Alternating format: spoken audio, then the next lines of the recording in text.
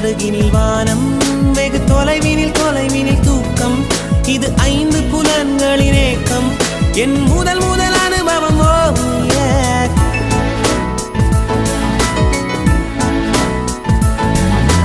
ஒலியின்றி உதடுகள் பேசும், பெரும் புயலென வெளிவரும் சுவாசம், ஒரு சுவடின்றி நடந்திடும்